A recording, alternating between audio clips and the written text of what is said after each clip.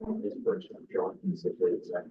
Great. I'm saying that in the dumpster. Really? I was like, we should pursue this. You sure? I'm not good. You did. Or the somebody might want it, right now. Yeah, also, I just like it, who knows, maybe you turn down. That's definitely that. Sure, I've got stuff on it, yeah, and just work clean it up.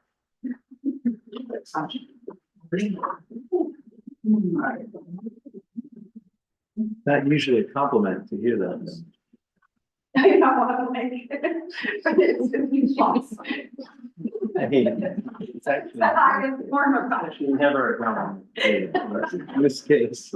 Alex knows that. Complimenting your time.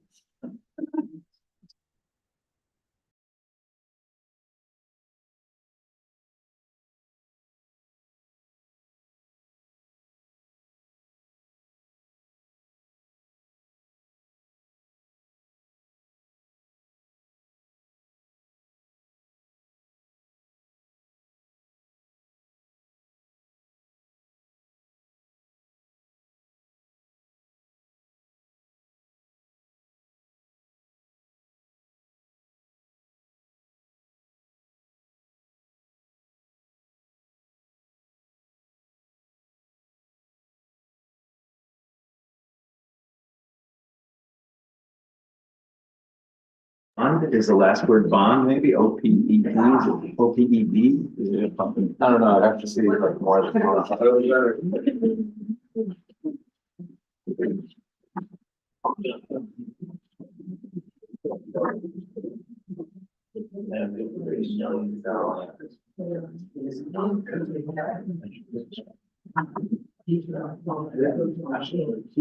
Yeah. So I've made a couple copies of the agenda over to the left, in teeny tiny print, sorry.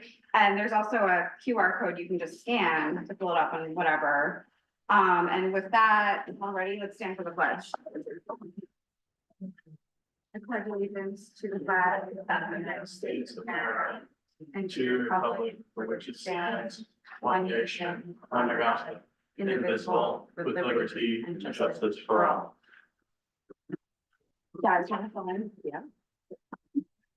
The village and town of New Paltz humbly acknowledges that we are on the traditional lands of the Munsee, Esopus, and Lenape people. The Indian Removal Act of 1830 forced the people to relocate to inhospitable territory far from the bountiful valley and mountains we inhabit today.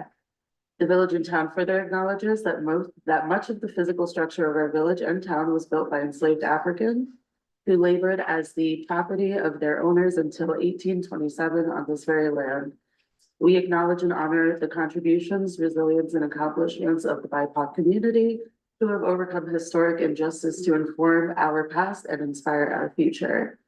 The village and town of New Paltz encourages everybody to learn more about the contributions and sacrifices made by the indigenous people and enslaved Africans by visiting these sites. If you have resources that you believe should be included here, please contact us. Thank you. Awesome. So I move to approve the village consent agenda. We'll just do it at the top, with the addition of authorizing Bernier and Larios engineers to release water distribution and wastewater collection system data directly to the Ulster County Planning Department. Second. All in favor? Aye. And I move to approve the village business agenda with the addition of a discussion of the village downtown historic preservation district law. Second. All in favor? Can I add just a brief discussion about the Park Mobile questions we've been receiving and Yeah. just tee up a bigger conversation about that if we think it's necessary? Sure, friendly amendment to add that Park Mobile discussion to our village business agenda. Thank you. Okay, now all in favor? Aye. Awesome. And I move to approve the joint village and town business agenda as it is. All in favor? Aye. Cool. Announcements. There's a lot on the agenda, and some that aren't. So real quick, the Boy Scouts, had buried a time capsule 7 years ago in Peace Park, and they'll be digging it up. And I thought that was cool because today there was a big announcement from America 250 about the nation's time capsule being buried now, that'll be buried for hundreds of years. So excited to see what they have. Check out the agenda for all these awesome upcoming events from the community wellness program. Both the village and town are seeking volunteers for boards, commissions, et cetera. Reach out to us the way you know how.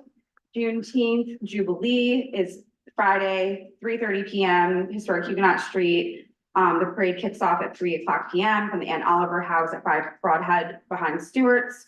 And it'll be awesome. I'll be tabling. And want to quickly pass the mic to Kitty to share an environmental update. So Alex and I collected 54 signatures at our Stop Dirty Data Center's petition on Earth Day. And I mailed them in an envelope to Senate Majority Leader Cousins and Assembly Speaker Casey and to Governor Hochul. And apparently our 54 handwritten signatures put this over the top because the legislature passed the Responsible Data Center Development Act. However, it still remains on Governor Hochul's desk, unsigned. So I'm gonna ask that we include a phone number to call, which is to call Governor Hochul at 518-474-8390. And I'd like to make a motion that our town supervisor and village mayor send this message on official letterhead to the governor, which is, we are writing to urge the governor to sign the Responsible Data Center Development Act into law. Second that. Okay, thanks. Yeah, I'll just do it. After these messages. And then, yeah, I just wanted to share, thanks to Rich, wanted me to put more information at the top of these meetings. So here's some milling and paving going on. So Monday, the 22nd, there will be milling on Harrington Street, Wirtz Ave, and North Front Street. Tuesday, the 23rd, there will be Church Street going on. And then the 24th, more Church Street action. Same thing with the next day, the 25th. And then 26th will be back on Wirtz Ave and Harrington with asphalt. And I put a little note here for some updates from our county legislators. They were texting me updates, but Bill Murray might make it, so I'll just save it if they come. They can just pop in at any time. Any other announcements from the table? Cool. So let's move into public comment. So I did have a sign-in sheet over there. Our intern, Edgar, no. Thank you. So. He's your first speaker. Awesome, perfect. So that's a good model, actually, from now on, whoever wants to speak first, sign in first and bring the thing up. So just to set the game plan, thank you. We'll go through folks who signed in first, then like anyone who didn't sign up are welcome to go after that. Just make sure to state your name so our clerks can keep good records, keep it to 3-ish minutes and Thank you. yeah, thanks. Edgar Rodriguez, resident from Equal. I'm here as the chair of the also activist People with Justice Forty. I'll provide copies and I hope they should enter it in the official record. The title is called Favoritism, Nepotism, and Racism. Nepotism and favoritism are surfacing as active as we peel back the questions of race in the Newport Police Department. For example, former police chief Robert Lucchese is related by marriage to police chief Matthew Sutton, according to local police officers. Lucchese highly recommended the son to be appointed as the new police chief in the spring of 2024. Currently, Lucchese is a major defender of Sutton, as you can see in the Hudson Valley One newspaper electronic article in the issue of June 14th. According to Milton's due process allegations by the public against Sutton, Lucchese claims in the article, I'm quoting, looking in from the outside, the former chief believes that proper procedures will follow in the cases that we had mentioned, particularly the case of Jerome Milton. I disagree, because as a board member, I was not informed that Lieutenant Foucault was informally contacted by, was contacted about Detective Milton on February 19, 2025, by a local board manager. I did not learn of an officer issue until the board was asked by the chief for administrative leave for Detective Milton on March 26, 25.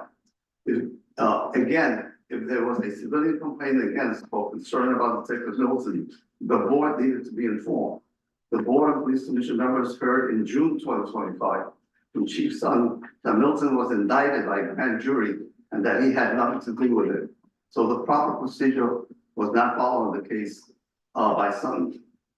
According to local police officer Lucchese, also appointed Officer Antonio Facio, who is the son of Lieutenant Carmen Foucault, which further raises the concern of nepotism and favoritism. There was favoritism in the case of the 2024 appointment of Tyler Pace as a sergeant, because Detective Jerome Milton was not given the opportunity to apply for the sergeant position, and he was on the force. This is contrary to the June 14 Hudson Valley One electronic article which stated Milton was interviewed for the sergeant's post. That is not Just factual. start to wrap it up, please. Okay, I have two more sentences. Okay, Milton did not interview for the sergeant position because there was no posting or email. In 2024, Milton filed a complaint against the supervisor's detective sergeant for the hostile work environment. This may have precipitated the hostilities against Milton that eventually ended in an indictment. Later, he was vindicated on June 5th when the jury found him guilty on 5 counts. Finally, we hope that the second near pass investigation will peel away at the above questions of nepotism and favoritism associated with questions of race, or as the board prefers to call, implicit bias. Please enter this statement in the official record. Thank you. thank you. I have extra copies here. Give them out, give them out. I circulated that same note. Well, I don't know for the garbage, so. No problem. Yeah, if you can make sure I get one, I'll scan it after the meeting. And then Yeah. next up, we have Tom. Thank you. I only want them here. Right, it's Tom Jeff. Almost village resident.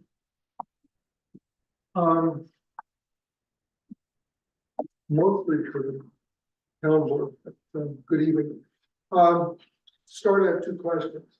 First, why are Sergeant James and Officer Milton still on administrative leave despite the dismissal of James's disciplinary charges and Milton's acquittal?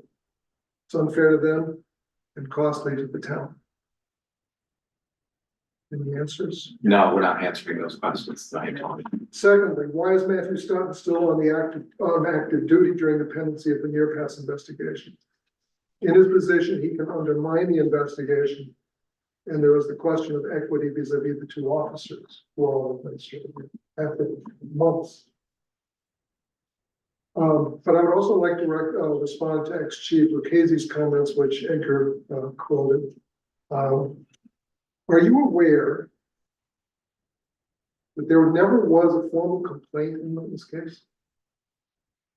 It all started with Lieutenant Foucault taking a call on his personal phone from the alleged victim's friend, the restaurant manager, who was seeking advice. Proper procedure, I believe, is to take the complaint from the actual alleged victim on an official recorded line or on paper at the station. As we learned at the trial, the information provided from the lieutenant, besides being only hearsay, lacked any real substance. Extensive trial evidence turned out no threatening words or behavior. Officer Milton was shown to be only civil and considerate over several years of texting with the alleged victim.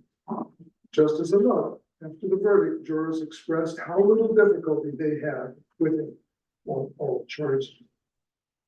Nevertheless, Chief Sutton made the referral to the DA based only on the initial hearsay information. He took no action to confirm the allegations or assess the integrity of the accuser. Such a referral may not be illegal or improper in and of itself, but because you can do something, doesn't mean you should do something. And please don't think this is standard procedure that is followed every time a police officer is accused of something. There were no referrals in the case of Officer Knote, who beat a bleeding citizen in the back of his patrol car. or the recent case of Officer Redmond, who came to work drunk. There are two scandals here, in my opinion. On the one hand, the initial referral to the DA. On the other, the fact that the DA took and pursued the case. This certainly smells like someone asking for a favor to help get rid of an uncomfortable officer, and somebody else granting that favor, as DAs are known to do to maintain good relationships with local police chiefs. Could you please wrap it up? Yep. Thank That you. sentence. DA Nagy must have been so embarrassed about this case that he decided not to assign it to an assistant, but to try it himself in person. Can you imagine the embarrassment that he went through? Thank you. If you'd like, all of the information and the complaints regarding Milton are now foilable. So if you wanted to foil what you're referring to, Okay. you could definitely do that. Thank you. All right, next we have Howard, followed by Larry on deck.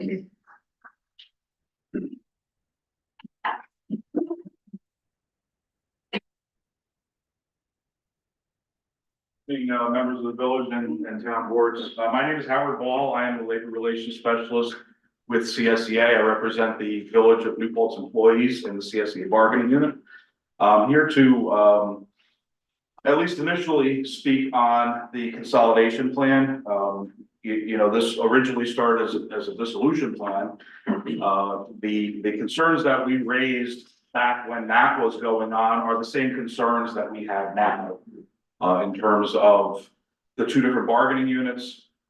There's things that I read through the draft that neither of these boards can guarantee. There is another bargaining unit that represents the town employees. That bargaining unit has to agree to anything with respect to any of these other employees coming into their bargaining unit as it pertains to salary, benefits, you know, vacation accruals, sick leave accruals, where they fall in seniority for using those accruals.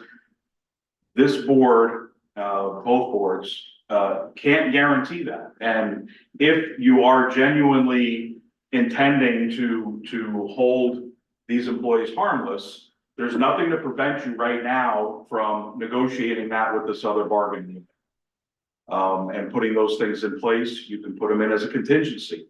And I think if there was a true plan to in fact incorporate those village employees into the town without losing many of the things that they negotiated and gave up to gain over the years of their employment, there's nothing to prevent you from approaching that other bargaining unit as the town and negotiating those things in place now, in the event that these employees do become town employees.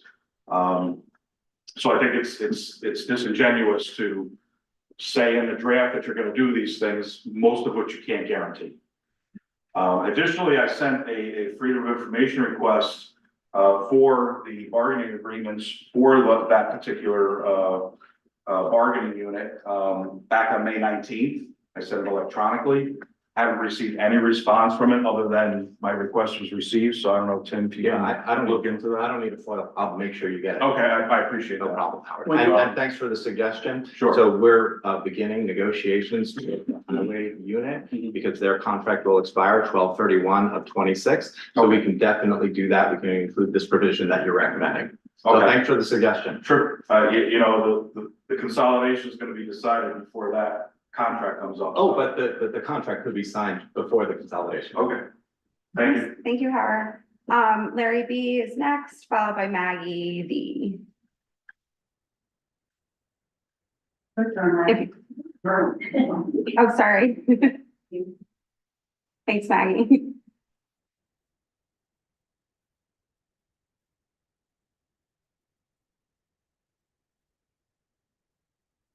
Hello, I'm Larry Badendyke, and again, I object to the sitting here. There are people here, and I believe that a town board should have a conversation, not only with you, with everyone and the gentleman here. Okay, from background, I was raised in Montgomery, 45 in my graduating class. I can milk a cow and cut chicken's heads off. I am working class, and that's part of my identity here. But I was concerned with a number of things. First of all, the idea, and it's just rotten propaganda, that somehow a number of us are against the police. I am not anti-police. I have them in my family, and I come from a family of truck drivers and et cetera. I began my teaching career at John Jay College of Criminal Justice when all the cops were there and were Vietnam veterans getting, yes, okay. So I had no problem with them. I had one problem with them, which was not their fault. I was assigned to a station house and I had to go all the way up to 20. And the cops would look hostile, and that was weird because I was generally comfortable with these people. And finally I said, well, I don't know what's going on. And the guy said, you at least if you had a psychology professor who came out here and told it was okay to fuck dogs. Okay, there they are lined up there like, all the blue ones in there. But no, we got along well and I liked it and everyone did and people got along. That was okay. That was my beginning of class warfare, of working class against. A few years ago, I was out there on our driveway. My son was in his wheelchair, a power chair. And one of his cats was there, my wife, and then this raccoon comes stumbling around. Literally a rabbit raccoon. Well, we got people safely. We called the cops. They came in, the cops shot him and dispensed of it. We were relieved. I've had every incident. My reaction with the police has been, in fact, positive. I have a younger brother who worked for IBM, was laid off, couldn't find anything. He became a corrections officer and was one of the grandpops. His son now is just retired as a sergeant. He was a correction officer. These are my people, and I don't think any of them has been against police as a general thing. Now, that doesn't mean that there aren't reasons for argument. Of course there are. I just picked up the paper and then, yes, what do you want to do? You want to cut my time down? You're looking at me. Oh, actually, I'm sharing, and you're right, though, you're just about at 3 minutes, so if you can start wrapping up, that'd be great. Give another 30 seconds. And you're 30 seconds, Larry. 30 seconds. 30 seconds, okay. I am not anti-police, but I think I know that police can be as rotten as anyone. When I worked with them, the idea was that the crime rate was as serious as among ordinary people of us. And that's something that has to go. I was offended when I got here the other day and I'm coming out there and it looked like a terrorist attack because all these guys were there with their guns and their saber swords and whatever they carried. And then I came in and they were lined up. What were they there for? Who authorized them? That sounds to me offensive, and I'm all in favor of a discussion with anyone who wants to go, including my enemies.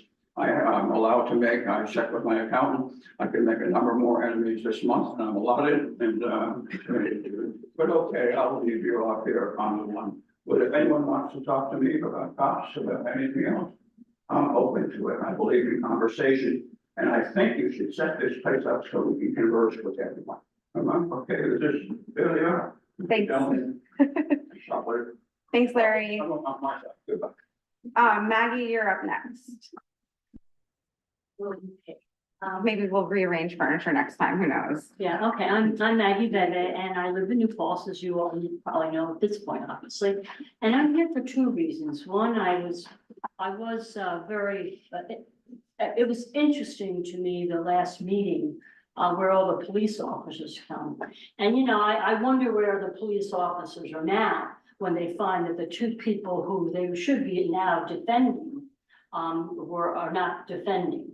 But that doesn't matter. What was interesting to me was that all I heard was, I was raised with this person, I was raised with Sutton, we go to picnics together, we have our children together, we played together, we worked together, and that to me sounded like a lot of inbreeding. I mean, clearly what we're having here is we need a change in the practices we have as as board members to try to define how we can change the practices. I know that the CSEA has their, processes, but I'm sure that there are internal processes that you can create so that you wouldn't have this kind of inbreeding. You know, you can't get somebody who raised with somebody, unless they were kicked in the face when they were kicked by this person, to, you know, to not support them. So I would like to, number one, identify that as something that I hope that you can really consider. We really shouldn't have so many people coming from the same town, from the same community. I think it just creates a kind of, discussion that you ended up having to hear at the last meeting. You didn't need to hear all the great things about something. In theory, you would have seen that in his evaluation somewhere.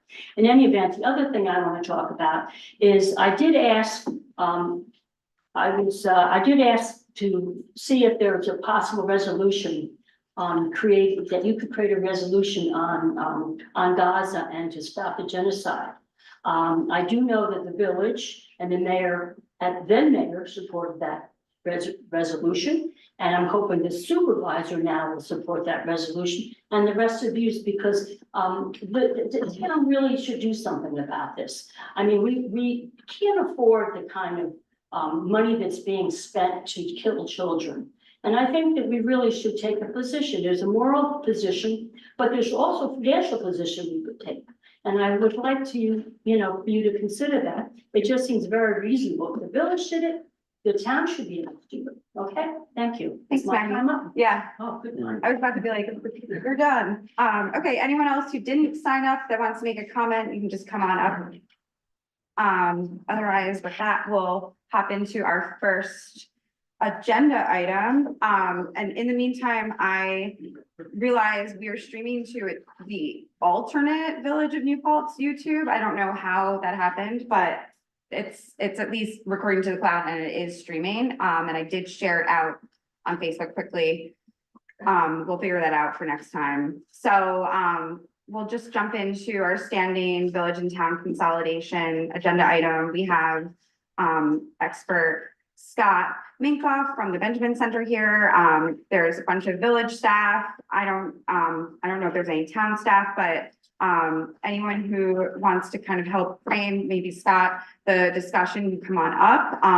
Also no pressure. And village folks, if you're welcome to join. I just hate the idea of limiting you guys to 3 minutes. So at any point, feel free. Yeah, so. Scott, do you want to just come to the table and maybe just give us a very brief summary of, you know, the most recent discussions regarding the steering committee? Yeah, I'm Scott Minkoff. I'm from the Benjamin Center. It's in the New Paltz, and I've been helping, I've been along for the ride, we'll say, with the village and town to endeavor on this consolidation. I want to note that our position continues to be one of just trying to help this along, make it a community process, one that's productive and healthy and hopefully gets New Paltz to a place that's, you know, better, which is what I think everybody wants, even if there's some disagreement on how best to get. I think we're at, you are all at a very interesting point. You have a draft agreement. That draft agreement is now, you know, it's public. Everybody can see it. And there's going to be 3 public hearings, including one coming up fairly soon, beginning of July, at the middle school, followed by 2 more. The process for adopting this joint consolidation agreement is slightly different than you just passing a local law. It is prescribed in state code, so you have to follow that process. But one of the things that's a little different about it that is, I would say, useful, is that you can continue to work on this document now, essentially. I would advise waiting until you get a little bit more public comment, but beyond that, right, you can be working on it. So we can incorporate public opinion, whether it comes in at the hearings or via email, and both of those are options. And you should continue to think through how you're gonna proceed with this document and what can be added effectively. I think, it's really important that, there was a unanimous vote in favor, at least, I believe one person is absent, right? In favor of this going to public hearing, which is different than, adopting it. But the point there is that, you now sort of own this thing. And you need to sort of operate with it as if you own it and, you know, make the changes you think will best get you there within the confines of state law. Some things to just keep in mind, as you continue to think about this. One is, that Benjamin Center and LaBerge have put together a number of resources for you that are aimed at making this understandable and explainable. Really, they're for your constituents, but they're for you too. I encourage you to share those, use them. They aim to both explain the document, what it can and can't do, and also dispel myths, we'll say, about what can happen. For example, we've talked many times about the water issue. We don't need to go into it again, but we produced a very short one-pager to make sure everybody understands what happens with water, and sewer for that matter. So that stuff is available to you. You should encourage your constituents to attend hearings, learn about it, submit questions online. And then I think you should remind them that there's gonna be a vote here. And that vote is two different votes. It's a donut hole and donut vote, right? And both need a majority for this consolidation effort to pass. That ballot question will be on whether to consolidate. That's not up to you. It's not, the state law specifically says what the ballot question should be, or sort of points you in that direction, and that is, should consolidation happen? And the joint consolidation agreement sort of underlies that effort. I'm happy to take any questions if that's helpful. I'm also happy to step back if others want to come up. Hey, Heather. Yes, Thank you for the one pager on water. yes. We mentioned at one of these meetings that everybody's water rates would go down as a result of consolidation. So, that was not what you said? I thought you said that 100%. Did I misunderstand you? Town water district rates would go down. Village water rates would go up. That's the offset. Okay, so maybe. Assuming that you have the same expenses to pay for the entire municipal water system. Okay, I appreciate that verbal clarification, but could we squeeze that into your one pager? I think, so there has been some concern about stating that like that, if only because it is based, water rates, as I understand them, are essentially based on, Usage. thank you, I was lost They're for a also second. based on location. Yes, exactly, but, I think there's some concern about putting essentially what amounts to be a usage rate plus fee into a document when, for water rates 3 years from now. I am happy to work with both LaBerge and. I mean, we could say something like, if we took like last year's expenses and revenues and we're spreading it differently, where instead of it being siloed the way it currently is siloed, if it was paid for by one large group, that is effectively how the rates would work.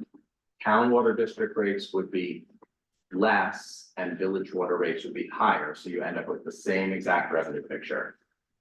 Okay, I appreciate that explanation, but I'm not understanding how 250 10 outside the village users get put together in one district. So I. 250. Well, right, they're individual. They'll all remain in their own Water individual district, town water outside the districts. village will remain their own water district. And the village will become its own hamlet water district. It'll become a town district. It's not that complicated. It's very for straightforward. me, but, Essentially, you'll have a village water district, and you'll have your remaining town water districts. They'll all be managed by the new town, essentially managed by the town, but they still have different boundaries, right? In theory, a future town board could combine them into a district, but that would create some complicated sort of debt and, you know, it's Super simple, right? So say it costs $100 to run the entire municipal system. And the way it's currently split, $90 is paid for by the village and $10 is paid for by the town. And that's because of the way the rates are spread. So if you spread the rates differently and you move to something where now the village is paying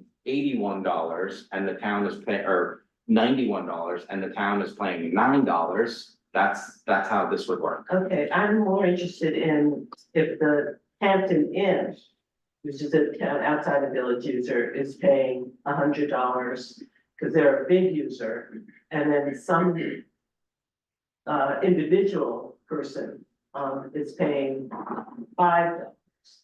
How is that gonna change? That will not change. Those ratios would stay exactly the same. Yeah, Okay, do you keep minutes of your steering committee meetings? No, but Because we have agendas.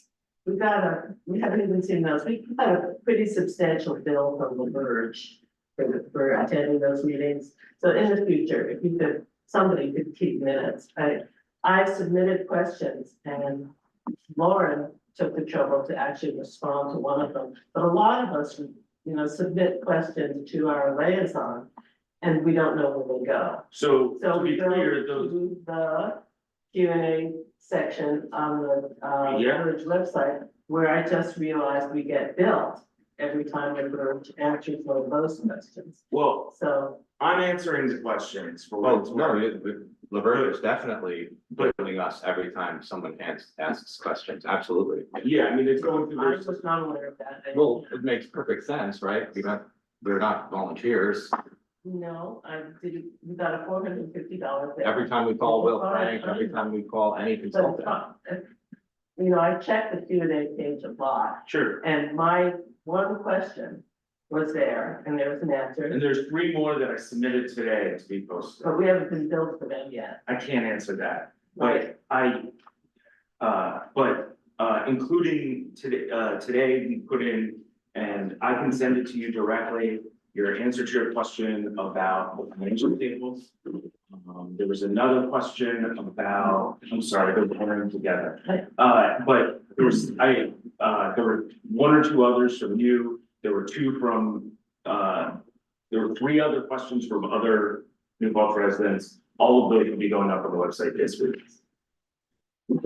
I guess we have not yet been billed for, because this bill is from, May. But okay, it's I do think that the Q and A section of the Laverne site is really crucial, because that's where you see a written response. So if we need to pay for that, it's the cost of consolidation. Yeah, to your point about the minutes, there are agendas that, could be potentially shared out or something, but usually like working groups, like steering committees don't necessarily, they're not required by law to take minutes. And that's something that I've been troubled by since we started the steering groups a year ago. When we had the finance and the planning and all of those groups. And we have a record of emails of them, and we have minutes, but they've never been made public. And I think they would be really helpful to public. Because there are no minutes. Well, we have, Ariana sent us minutes. Okay. But we're trying to have like meetings with the steering committee, the attorneys, the consultants that we've hired, we have an agenda. We're not trying to like create a whole new documentation. The JCA, the one pagers, that's your documentation. Those are effectively your minutes. Right, but we don't know how they, You're suggesting that there's some other things being discussed. There's nothing being discussed except what is being illustrated in every single one pager. It's also a bit of a question of like trusting our liaisons, like Lauren is the point person for this committee from the town board. And that that position is imbued with a certain amount of trust to her, to be taking your questions, taking all of our questions and going and discussing them, which I believe she's doing. I have no doubt that she's doing that. The question is, we submit these questions. And, what I'm learning now is that sometimes they generate a one pager. But we don't know what your process is for when we submit our questions. They either generate a one pager or they generate an answer to the question. I've got one answer. You've submitted, I believe, 4 questions, and by the end of tomorrow, you'll have answers to all of them online. Lengthy answers at that. Beyond that, I think that some of the one pagers have come from just, we think this is an issue. There was no submitted question about the fire departments, for example, but we knew that was an issue, so we just produced a one pager. We did the same for taxes, we did the same for a number of them, or you can chime in. But questions get answered. One pagers come out, if we receive enough questions or if the question feels particularly salient, we produce a one pager. The one pagers are a delicate balance because we don't, at the point in which we create 51 pagers, they cease to be sort of useful, useful. They become longer than the actual document, right?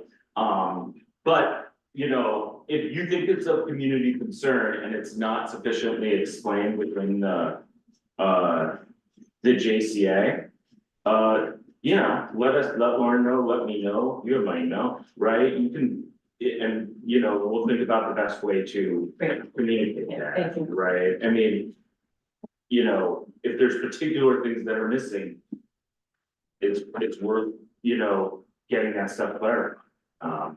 You sent me your document from last week or 2 meetings ago. I'm still working my way through that one, Okay, right? But that's a little separate than yeah, the officially submitted questions.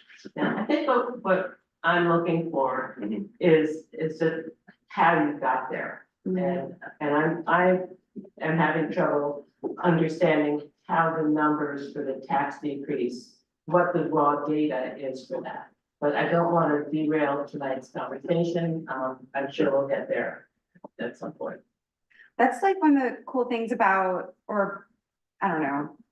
Yeah, I guess, okay, one of the cool things about like the process too is like once the document's kind of like prepared in the state it is now, and we're moving into the public hearing mode, it belongs to everybody to like pick apart and like offer changes and questions and all of that. And like, I honestly was really eager to kind of get out of the working mode, to just kind of put it into everyone else's hands. Like, it's not in my hands anymore. So hopefully we'll be able to dig into, questions you have and everyone has, and if they can be answered per law, hopefully we can address them. And if not, hopefully we can find other ways to address them too, kind of like some of the labor issues that were mentioned earlier. And I'd just like to speak to the process and that, there's our meetings every Wednesday, but then there's emails and texts and just information going back and forth, all we trying to get to the answer, to get to clarification on. And Kathleen, for instance, from LaBerge, is writing these very long emails, in depth, doing research, getting back to us. I mean, I'm observing professionalism and an immense amount of work being done by. And what you're saying is part of what has prompted me to ask these questions, because we just, we got a lot of these bills, which reference all of these memos with LaBerge and Elaine and email. And we're not sharing. Because we are sharing them, right? So the one pagers, the JCA, those are your, no, stop interrupting me. Those are your deliverables. Those are your deliverables. You get invoices and then you get deliverables. Those are your deliverables. Those are your meeting minutes. Those are everything that you're asking for. There's nothing else that we're building that exists somewhere else that you can't see. Everything that we're building, everything that's being delivered is public, is available, is stuff that you can review. Oh my goodness, it is absolutely true. What do you think is going on at these steering committee meetings? They're not that fun. that we're just Memos, discussing emails, nuts let's see and that. bolts about Article 7. You can see the memos, read the one pagers, read the JCA, those are your deliverables. That's not what we're getting billed for. But in essence, it is because, right, like, we're talking to, if they're talking to, and correct me if I'm wrong, labor attorney, union has come up and we're trying to pay as much attention to that as possible. So there's a lot of other conversations that need to occur that are going into answering questions on the website or a one pager that's got an, Can I, I don't, oh, go ahead. please, yeah. No, go ahead. I just want to request the opportunity to have a conversation about the innovation. If we can conclude the questions around the process and what you're, I think, sharing is a lack of transparency around what's being made there, I would appreciate that. Okay, I think that's what I just said. I said that you were suggesting there's lack of transparency. I'm asking us if we could conclude this conversation as a board so that we can continue to talk about the issues. So has this conversation been exhausted, Madam Chair? Does everyone feels heard enough for tonight on the issue of trust, I guess, and transparency? Transparency. I don't think there's any problem with trust. Okay, I would just like to see more data. okay, so let's kind of, thank you. Let's pick our way through some other consolidation issues. Alan, you want to say something? I apologize for being a few minutes late. Seems like the issue of the village staff is for other people, the primary issue with consolidation right now. In terms of it seems like that's the primary thing that needs to be resolved in some positive way. And so the union representative just came up with an idea. Tim's on board with getting information and processing that. Hopefully that will move things forward in a positive way. But if you, at some point, develop a one pager that says, okay, here are the issue. I know it's discussed and there's a lot of reassurances and stuff like that, but it seems like that's like the key issue. We have one, it's, I think, probably go out.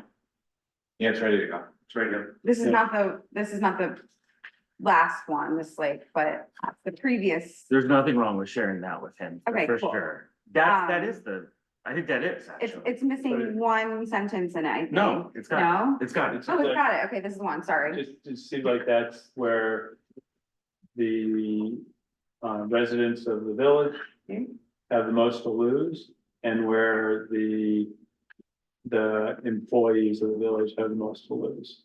So, I mean, that's where the concern is, right? Sure. That's what we're trying to address, because as a resident, you don't want to lose this great team of people. Sure. And that organization that's not so easy to recreate. And then, of course, there's a commitment to historic, legal commitment to different individuals. We've done a lot for everybody and we want to respect that commitment. Yes, I can't speak to union issues directly. Those are really for union members and union leaders to speak to.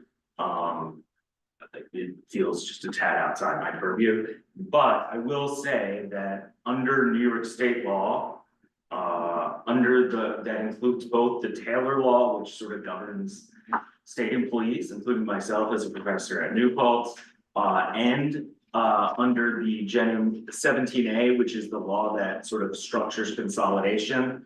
All village employees by law transfer over to the town with their existing contracts in place. That is what the law says. That is what the law is. And that one pager reiterates that both in plain language and directly quotes the JCA and the relevant language. The actual negotiating of contracts is a union issue. That's the sort of part I'm uncomfortable speaking about. But it is pretty straightforward. That is what happens under this law. Had you pursued dissolution, that wouldn't have been the case. Those employees' jobs could have, as I understood, could have been picked up by the town, but did not. But under the consolidation process, the town simply absorbs those contracts. Right, but we just got a bill for $2,500 for negotiations for discussions with our town labor attorney. And I don't know if the village, I don't know if Howard was privy to any of those discussions, but, No. I'm not sure who We've talked to numerous labor attorneys to understand what is involved. well. The village spoke with labor attorneys in 2025. We've spoken with labor attorneys at the beginning of this year. We regularly talk with our general counsel about this topic. This So is we- specifically about union negotiations. 100%. Village employees. 100% correct. Well, first of all, I'm not understanding why we're paying an attorney for that whole discussion instead of at least starting with a discussion. Because we want to understand what we can do legally. That's But why don't you we hire want- lawyers. Don't we want Howard and don't we want our union department heads in that room? So they can go home and say, now we understand. We could certainly invite, and we've had individual meetings with the two unions. They can certainly sit together in a room and negotiate something. They can do that now. That's up to them. We're not going Could to, I just, Yeah, CSEA has no ability to deal directly with the town as it relates to town employees, because they're covered by a different bargaining agreement with the union. So it would be a violation of law for CSEA to sit down with the town in discussions over potentially what could impact another bargaining unit, if that makes sense. yeah, So and that's what's been so advised the to us only by. one I can speak with is the village, because we have an agreement between CSEA and the village. The bargaining unit that represents the town employees is a different union. They have their agreement with their union and the town. I cannot communicate with the town on behalf of potentially what will be town employees. That would be improper because they're represented by a different bargaining. So that's what puts it in. So it's illegal for you to sit down in a room with UPSU and say, here's what we have, here's what you have. Do they work? I would think that the other bargaining unit would have to be on board with commingling that conversation. We don't have that relationship with them. But in terms of, I mean, I'm trying in to. terms of having the town there and CSEA there, when CSEA is not the recognized bargaining representative, I think that prevents, provides a big conflict. Yeah, I'm trying to follow up on what you said, and you said there's nothing preventing you from doing this now. And so I thought that meant getting both unions in the same room together.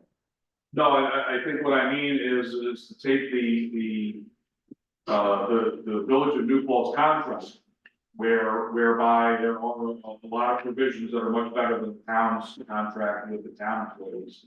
And say to the town's union, Already did that. we want to put these things in your contract. And then when these village employees, if they do become town employees, those benefits will bring up. You need chair, you need to come Well, down. I think it was, did you get the clarity? Well, I just Union learned that Kitty. we've already done what you've asked for, so that's a step forward. Awesome. Cool. So anything else on this subtopic with consolidation, or do we want to move on to other things, or we revisit it? And I don't know if DPW guys wanted to say anything, you're just there, so, okay, feel free. Yeah, I'd like to just say a couple things. Thanks for changing the subject to this topic, Alan. It's a really important one. I did have the opportunity to speak to staff from the DPW for a while last week. Just wanted to hear, after Kyle came in to speak to the board, I just wanted to hear their perspective and learn from them, and it was helpful to me. I think that you're right, Alan, that the personnel matters, in the ultimate structure of the organization that would be the consolidated town is a really important consideration. It's definitely the most human and, the one that involves the most human impact in many ways, and it's complex. I think there's also a theory that it could actually create opportunity for those with careers in the village and or the town. You know, it's very often the case that a larger entity provides more opportunity for cross-training, promotion, you know, and things that could be really positive. So I want to share that. But what I heard in my conversations there are things that we've heard here, which is just a question of whether that'll be a satisfying transition, some issues of fear around what that would look like, you know, given that these are careers. I think it imposes some retention risk to the combined municipality. And that would obviously have, you know, pose a risk to services if it's not done well and in a way that really does fulfill all the promises that are in the consolidation agreement. So I think that's, I just want to report, and I think it's, you know, in honor of the time they took to speak to me, I want to share on their behalf what some of the things I've heard. And some of the things that I think could be helpful, one is the thing that's been discussed already, which is how, you know, there's a reference in the document to proactive communication and advanced planning, which are actually sections outlined very brief, cross-departmental planning, I think is what it's called. They're outlined super briefly. And I think those are two areas that we could expand on if we really want to build confidence in both the voters and the employees that this work is actually taking, making more progress than the document would suggest it has. I think the one pager, which is I'm anxious to see, is also another thing we could do to help make sure that that is a thing that informs the voters and you know, our colleagues in the village that the progress is being made. I think the intention in the document is really clear. I just have never seen an example of this happening. And so maybe that's another example of something that we could explore, which is what is the model for the way this is intended to work? Not a good model. This would be the first. There actually is a really good model. So it's very uncommon for consolidations to happen between towns, but it's very common with school districts. And there's a ton of, so when you have a contract between two communities where they're joining, like, so you have like, you know, let's say New Paltz decided to join up with Highland. What they do is they bring the people in and they look at who has the best of the best. So for example, let's say Highland has 10 days off, the New Paltz has 7. Well, you go with Highlands, and then you say, well, which insurance is better? Oh, well, New Paltz is better. And we're like, well, who pays more? Oh, well, New Paltz pays more. Well, we're gonna go with Highland. And you basically go through the contract point by point, and whoever has the best deal, that's what you go with.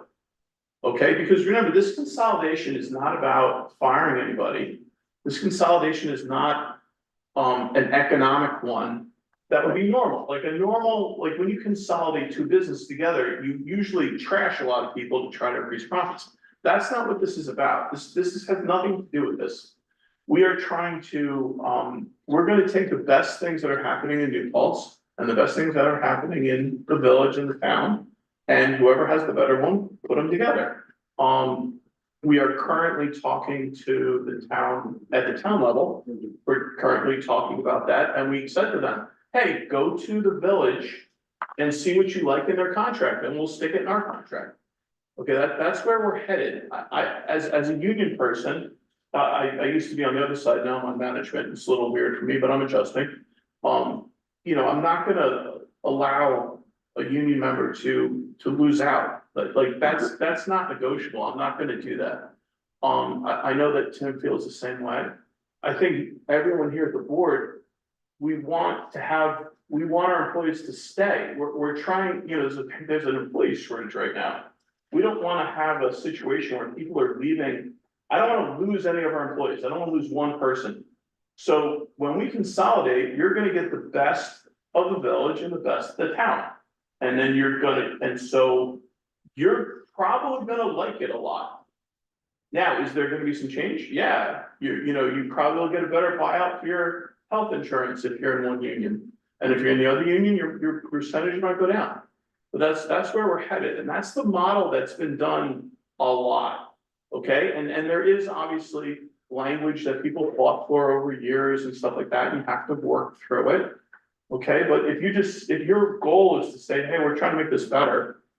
We're not doing this in a position of weakness, we're doing this in a position of strength. The town has money, the village has money. We're not doing this because we're broke, we're doing this because we want to make things better. Very well said. Thank you, Sean. I appreciate that. And I think that the type of specifics that you're talking about here and the type of specifics that Tim referenced earlier are all things that I think will continue to build confidence Yes. in the voters and hopefully in the team. And also, I would also like to clarify too.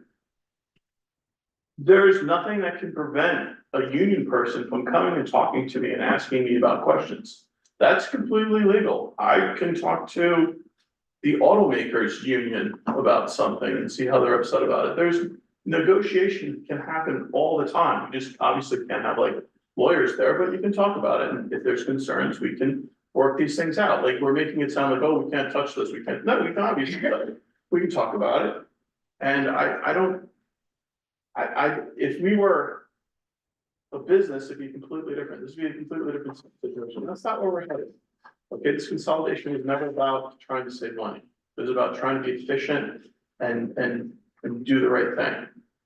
Thank you, Sean. I appreciate those examples from school districts and stuff. I've definitely been like looking in at my experience from years like with the New York State Legislature and our work with the New York State Legislative Workers Union that still has not gotten much headway because of longstanding interpretations of Taylor's Law. And so I see some examples there that just make me more nervous.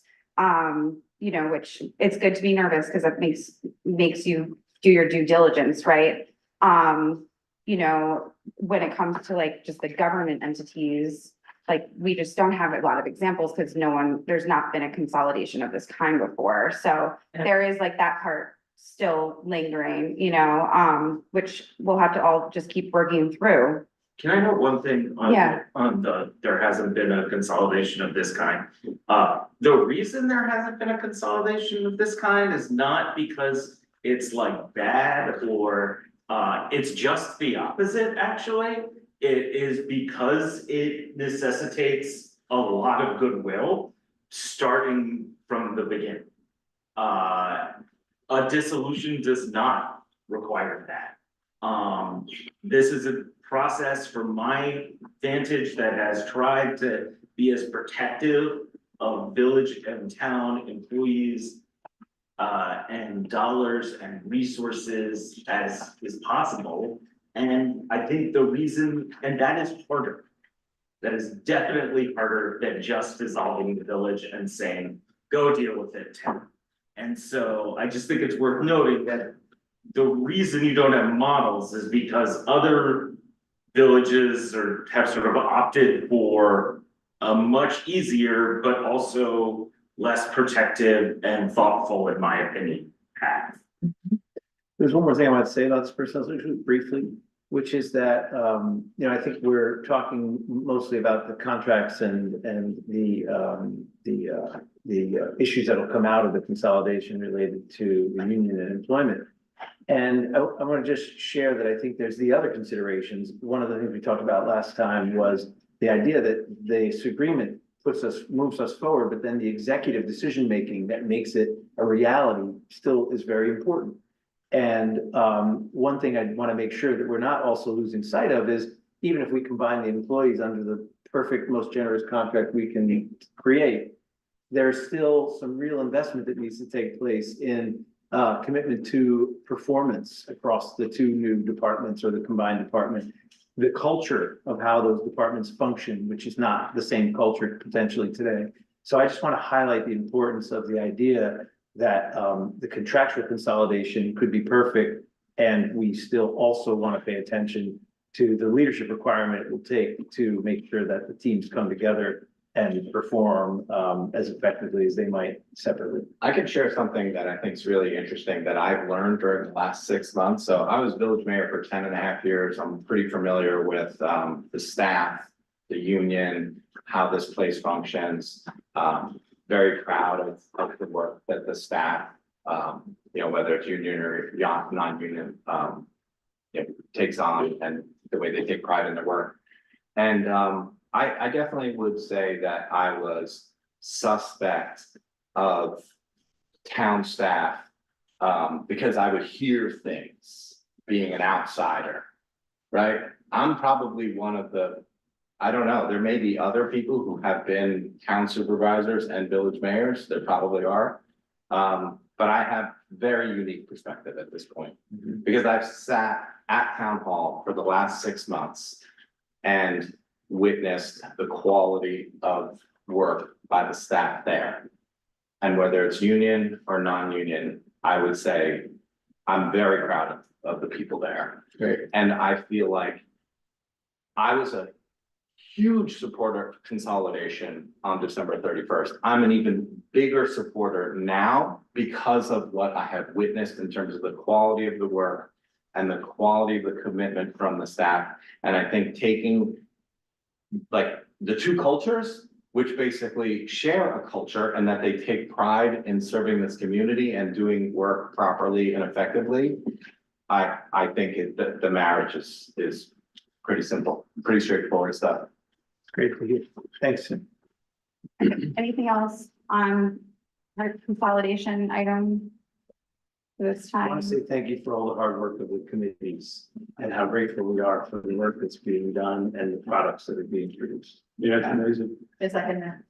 You want to make a comment? Anybody? Yeah. Come on all the way out, come on all the way out. You have to come all the way out. So that It won't pick you up. it just won't pick you up and Ari won't be able to get it right. So I know most of the board know that I'm Joe Berneri, I'm one of the foremen down at the DPW. I've met Kitty before, I've never met any of you guys. The one thing that I guess I could probably speak for everybody is that this whole thing has been moving over village staff for the last 16 months. And it's just very uneasy for us not knowing what's gonna happen. And Howard explained how things could go, and it still doesn't sit right with us. At the end of the day, town employees don't change anything, but village employees can lose a lot that we've all sacrificed a lot of things over the years. There's a lot of longevity in our department, and these are careers to us. I mean, half my life has been working here at the village, and a lot of other employees too. So, I mean, I just wanted to say something just simple that, it's been looming over us for a long time. Joe, I'm Lauren. Nice to meet you. Same here. Do you mind sharing with me what some of your fears are? Because my understanding is that your contracts will remain in place, your jobs will remain in place. And I'm truly, I came into this process curious, and now I'm in a place of very much for consolidation, but I am concerned about every employee, and I want to know. I mean, I don't know if Howard can help me explain the contract part of that, but I mean, it's. From what I think we were told that once the village is no longer a village, our contract. Nope, your contract is honored. Until its expiration. And Yep, and that's why we are negotiating a contract with the town. And what I've told them is make sure you have the village's CBA, and if there's anything in there that you want, talk to your friends who who work for the village and ask them what they like in their CBA and make sure you ask for it when we Why are we renegotiate this getting contract. this now when the vote is gonna be happening soon when? The vote's happening November 3rd. Well, I understand that, but that doesn't make us feel good now. I mean, And then that's why we're motivated to work towards a contract with the town, if that helps you guys. How many contracts have I negotiated with you? I mean, I feel like I have a pretty good track record. I feel like, I just negotiated a contract with the town general unit that we're pretty proud of as well. So like, I mean, to our extent, we backed him for supervisor. Sure. Thinking that once he got in office, that these talks would happen sooner than 6 months down the road, closer to voting time. I'm just gonna be honest. We're trying to manage the law and the prescribed path that New York State General Municipal Law, Article 17A has laid out. And if we can come up with a creative way to also get a new contract with the town, like what we're doing, right, is uncharted territory. The idea that I would encourage the town's bargaining unit to go ahead and get a copy of your unit and talk to you guys. That's not been done before. But nobody's come to us and. I'm telling you this right now, I I'm know that, explaining it. but we've been for, like I said, for 16 months. Because You've been hoping to talk to before this moment. Is that- It's just, it's Nothing of this got mentioned before I was here at the village. I should say, Kyle, you have to come up if you're gonna Come on talk. up. you're pretty odd guy. No. Let's make it as easy on Ariana as possible. Thank you. Yeah, so this stuff has been mentioned, but like you said, you worked with us for 10 years, right? You basically, you're saying, trust us. That's correct. And I'm telling Kitty the same thing too. Jump on. I'm telling Kitty the same But thing. hold it, let me just be clear about this. There's theoretically, if I'm understanding this correctly, there's a current negotiation with the town union. And in that, I'm just restating this so that I make sure I'm clear about it.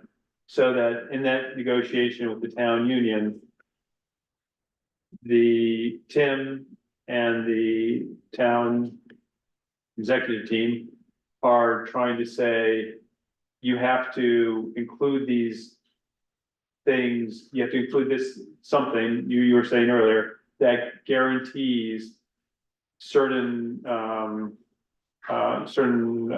benefits or whatever for the village employees that are gonna come in and become part of the town, you know, after consolidation, if it happens. Right, so probably the most, in terms of like looking at the two CBAs from 10,000 feet, right? The salaries and the contributions to health insurance are pretty similar, so that can be tightened up. That's not a heavy lift at all. The biggest difference is that the town employees do not have health insurance in retirement, whereas village does. So that's exactly what the town should be asking for. Also, the way that the health insurance buyout works in the village, which is something that I was very proud that we negotiated years ago, which is a very uniquely generous situation. I'm gonna tell the town they should be asking for, exactly the same thing. So if the town union agrees to incorporate these things which are to their benefit, so you would think they would want those. So if they agree to that, then when the consolidation happens, then there's a seniority thing that has to be transferred over, or what are the other? You keep your seniority. So that's not entirely correct. It's partially correct as it pertains to civil service. Yes. But in terms of who has, a vacation or a day off preference, or who gets an overtime assignment over somebody else is based on seniority in the bargaining unit. That, I still think that, and I can't speak for the other bargaining unit. I mean, I don't know what their plan is or what their thoughts are in regards to additional employees coming into a unit. But they are not necessarily automatically gonna fall in seniority within that unit, so that's not accurate. And you're asking for trust, and Tim, I think we do have a relationship, we've had a relationship for a lot of years. I can say that when the dissolution plan was going on in a public meeting, Mr. O'Sullivan, some of the things that you said in that public meeting are not the things you're saying here tonight. What, thanks. If you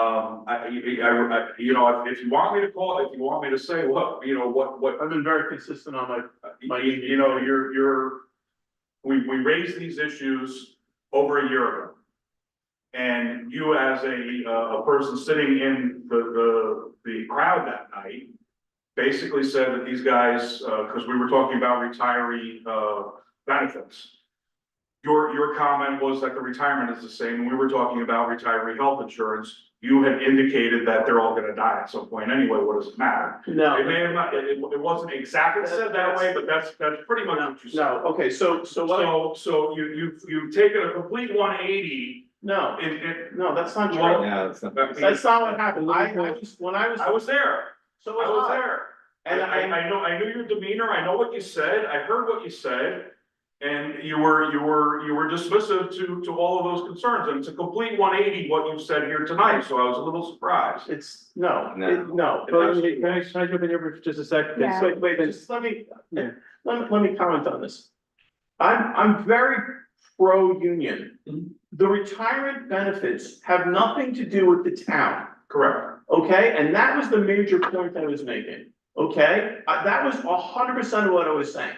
Because everyone was coming in and saying, this is gonna cost the town this, is gonna cost the town that. And every time we talk about retirement, this happens. It happened recently when they said we should fire this person, they should lose their pension. You can't do that, it's against the law. And as a union person, you would defend someone's pension forever, okay? Right, it doesn't happen. Okay, so that was my point I was making. Correct. Now, there are costs that are gonna go on, okay?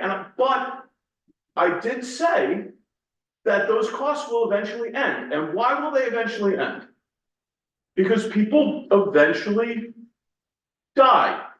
That's what I said, okay? And those things were to clarify the New York State law on what's going on.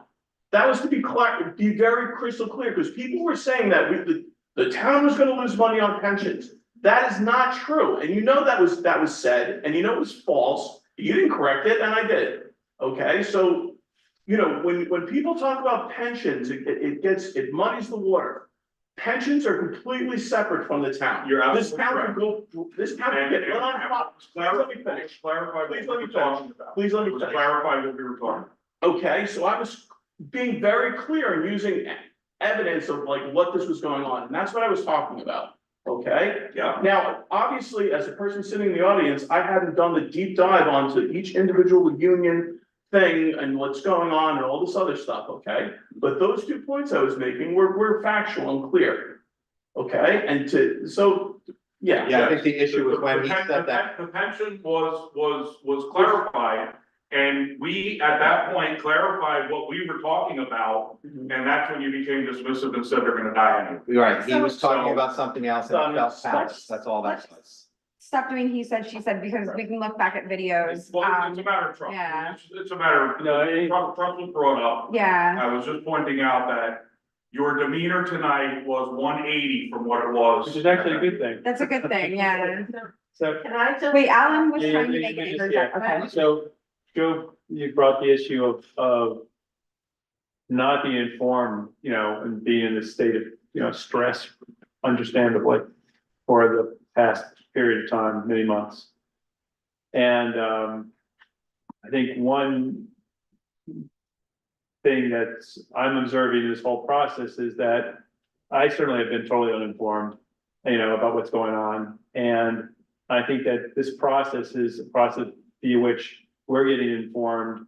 And so I don't think the information was intentionally withheld. I think people were kind of developing the knowledge as we've gone. And so we're at a point now where we have more knowledge than we did before, and hopefully that's being shared.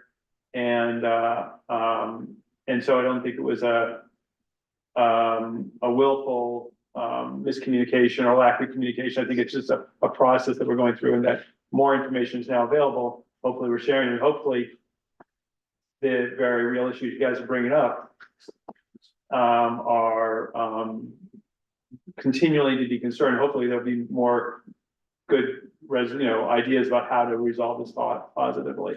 I mean, I just to like clarify with like Lauren too, and for you too, like our representation with CSEA with Howard has been great. He's been my union rep for the 21, 22 years I've been here.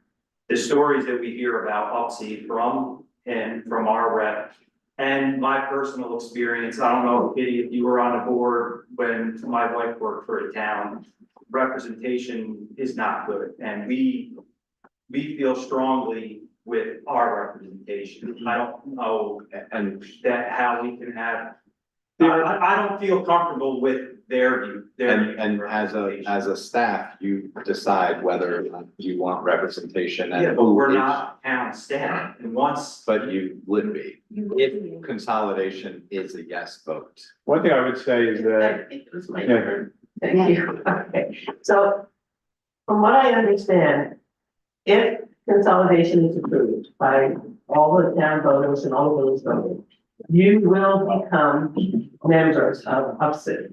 No, No. no. So you can, so the union at any point can decide who they want. So if you guys, When you say the union. so the employees of the town. At any moment can get together and say, hey, we want to be represented by the Teamsters. And they can pass a vote and they can go approach the Teamster and say, hey, we want representation. So if you can, please, No, because I still do that, but currently, the option that Talk you over me. have would be to join UPSI. So, And what Sean is saying is that as members of UPSI, you would have the opportunity to say we want a totally different union. yes, you can change your minds whenever you want. On day one. you so become- the answer to that is, the town of New Paltz is a larger bargaining unit. These are same or similar titles. These village employees are automatically going to become part of that bargaining. And if, Now, if the majority of that bargaining unit that is currently only town employees, and when the village employees come into that bargaining unit, if the majority of that bargaining unit want to go with a different union, they have the option. There's windows of opening that allows that to happen. And it's prescribed under law when those things can take place. But for all purposes, if this moves forward, they will become employees and members in that bargaining unit. okay, They don't necessarily have to be members, that's optional, but they will be members of that bargaining unit, no longer represented by CSEA. And from CSEA's perspective, this isn't just about the loss of the bargaining unit. This is about what happens to these guys and that have spent their entire working lives supporting this village. That's really what this is. so I just want to finish and then I will defer. I really like your point about the culture. And I think what has impressed me in the 14 years I've served as a town board member is how well town and village employees share services. You know, Henry W. Du Bois is a perfect example. Village does its part, town does its part, but sometimes you do each other's part, and that just takes a phone call. And there's a lot, you know, when the water main breaks, it doesn't really matter who you call. You guys are gonna be there, Chris is gonna be there. It works the way it is. And what I want to be confident about, just as a resident, but also as an employer, is that culture of cooperation will survive this transition. And what we need is to hear from all of our employees that you feel that this culture of cooperation can survive this kind of change. So, and again, this is anecdotal. But anecdotally, we have heard of a lot of toxicity in the town highway department. That toxicity does not exist with this group. There's literally no drama whatsoever in that village DPW garage. Anecdotally, we have not heard that to be the case. Well, anecdotally. And that is a very huge concern. I know at least one gentleman that is petrified of going to the town. I will put that in the box, but what I will say is that what I have observed is that when there's a water main break, everybody gets along. So We always work good with them. Right. We have no issues with that. We're talking about among the staff within the highway. Most of that department doesn't have the length of years in there, was revolving door for a very long time. Right. Yeah, and it's. Okay, I don't want to get into that. So just to talk about that for a second.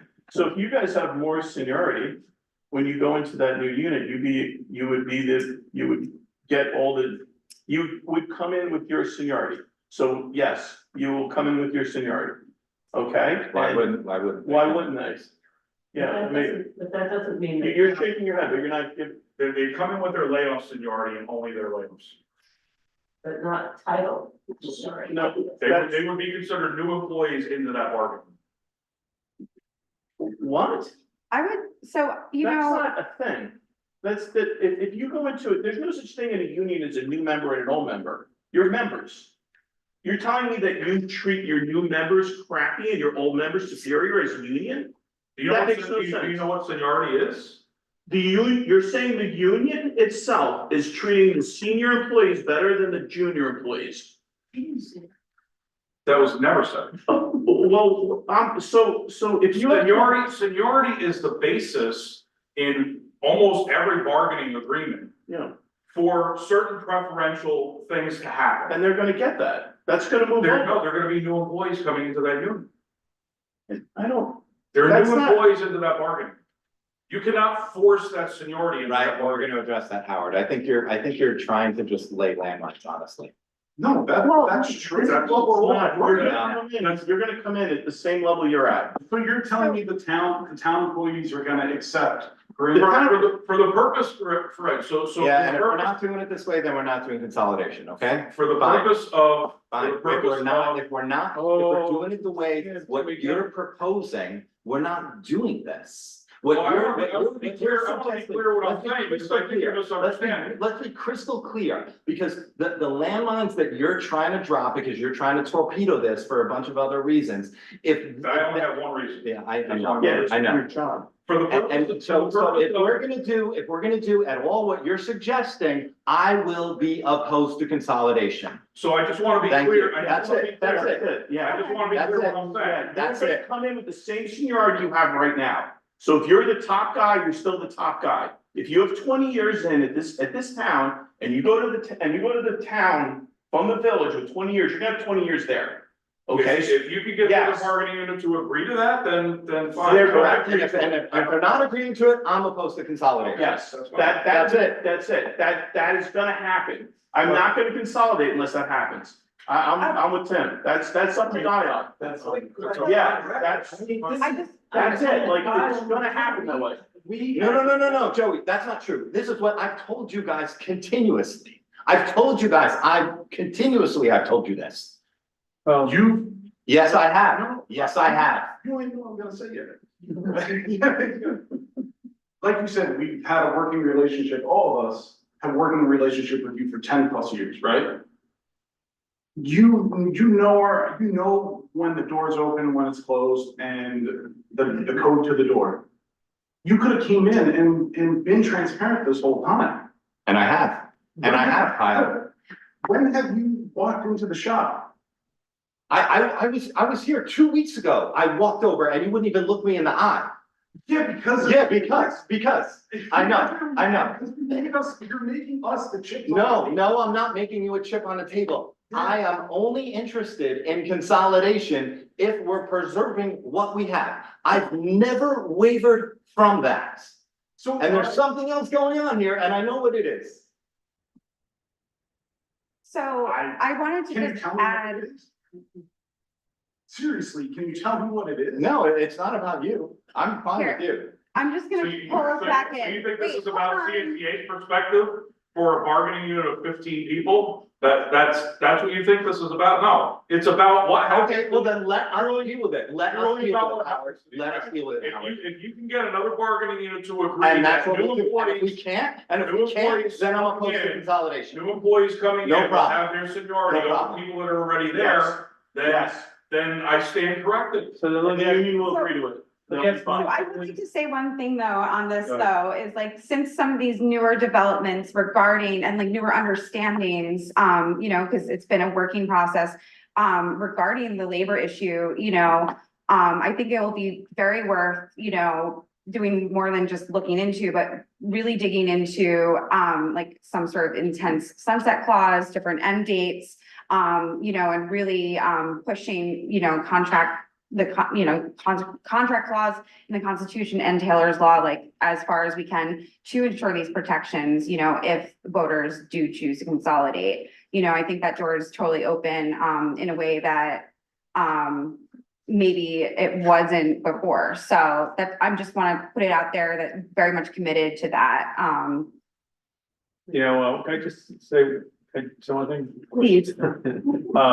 So despite all the strong feelings, for me, this has actually been productive because I actually didn't know that seniority was a big factor. I knew that retirement benefits were an issue or there was concern.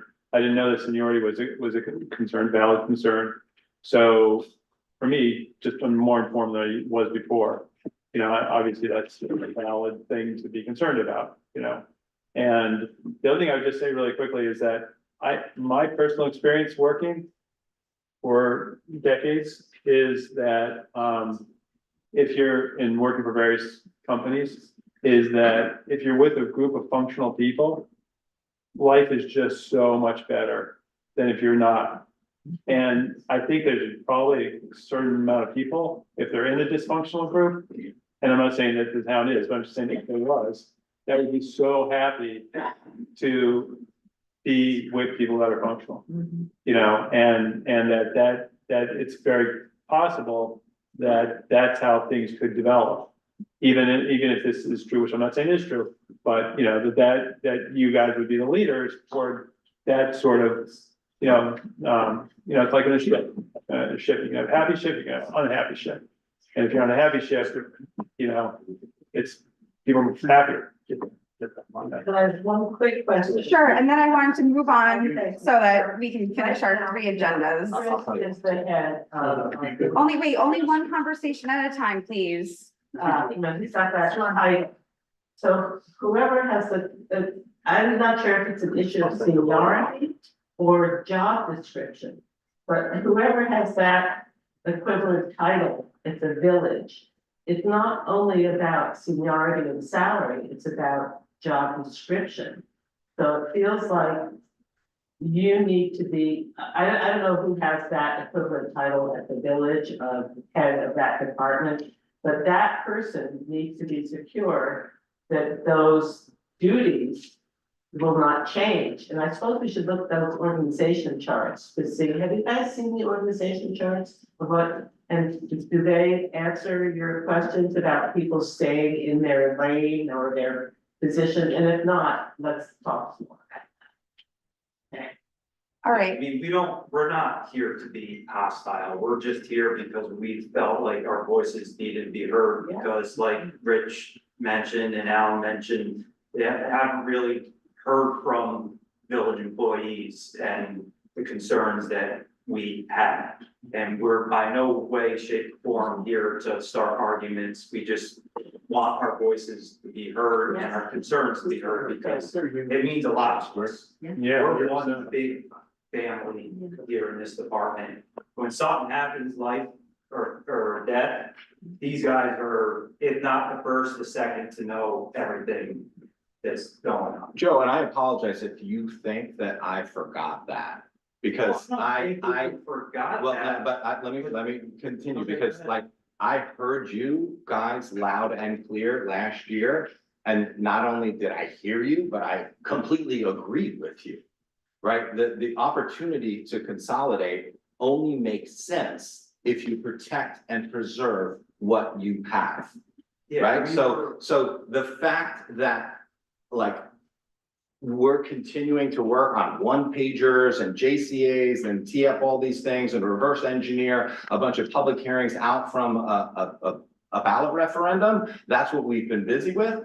But there's been no change whatsoever in my understanding about what is important to you guys and what you need, and how staff like yourself and the various other people in the village and the various other people in the town, that's what local government is. It's you guys. And I've never not understood that. I've never stopped believing in that. And I'm sorry if you think that I have. we just thought that you would have addressed these concerns a little And we are. sooner than. We're doing, we're balancing I think that's- like knives that are on fire. Yeah, I think it's more of a communication issue than an intent issue. Yes. Yeah, and that goes to the point of like, you know, you're telling me like, oh, you didn't look me in the eye. Yeah, dude, I was mad. Like, I'm mad. Yeah, I sense that. And I realized later, I was like, huh, I'm what's mad. going, no, I only realized that after you went to the village to talk to them instead of asking me. So you were mad at me, but you didn't tell me. I didn't know that until I realized you didn't look me in the eye. And then you went to the village board and spoke to them without telling me, hey, Tim, man, what about those 100 conversations that you and I had in 2025? But that's exactly what I'm Which saying. never went away, which I believe in wholeheartedly as the most important thing as far as, you know, moving forward. If consolidation happens, we must protect and preserve everything that you guys have created. I don't think that there's any weirdness. I just. Yeah. Seriously. Just like me not coming to you, you didn't come to us. Because I didn't change anything. I didn't get mad at you.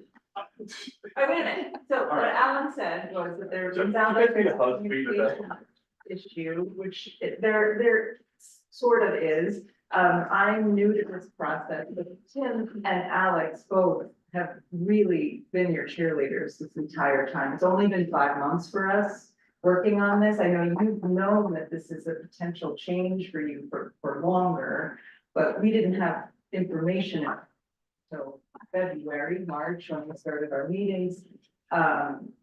And the what you said before about family and together, I've heard those words come out of Tim and Alex's mouths. You know, the meeting minutes that Kitty keeps saying that Yeah, don't we exist? We're here now. These are the meeting minutes. Yeah. This is what we say But in the these meeting problem- minutes, Alex and I. The problem I'm hearing is that you didn't hear those things and you've been wanting to hear those things. Because I've been privy to it. I know how much they care about you and they're paying attention, but you haven't heard that. So I'm sorry that this hasn't And we been. watched a lot of these and. No, these are the ones. steering committees where we're developing the one pagers, where we're answering questions, where we're anticipating problems. When the attorneys are like, wait, did you consider this? Did you consider that? The consultants are like, what about this? What about that? And we're like, no. This is the way it has to work. This is the way it has to work, so Yeah. these staff are protected. That's what Alex and I repeat over and over and over in probably every single steering committee meeting that we do not have minutes for. Which now would be really beneficial. If only Kitty's advice had been followed. Oh, gosh. So, So the verdict still was twice. To your point about Chris and the similar title at the village. So Chris is an elected superintendent, a highway, so the village head of DPW is an appointed position. So, and I don't know how any of that coincides with the consolidation or what that plan is. Is he part of your bargaining unit? He is not. No. Okay, then you probably shouldn't try to represent him. No, I'm not. I'm just pointing out what the difference, because she raised that as a.